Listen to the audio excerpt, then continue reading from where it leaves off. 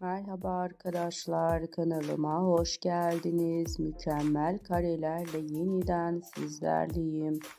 Karizmatik oyuncu Can Yaman ve güzeller güzeli Demet Özdemir'den birbirinden muhteşem kareleri sizler için düzenleyip bir araya getirdim ve sizler için sunuyorum. Umarım sizler de videolarımı beğenirsiniz.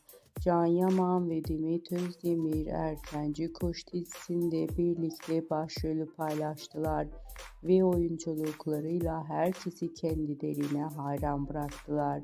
Biz de muhteşem çiftimizin muhteşem karelerini sizlere sunuyoruz. Şimdilik bu kadar. Hoşça kalın. İyi seyirler.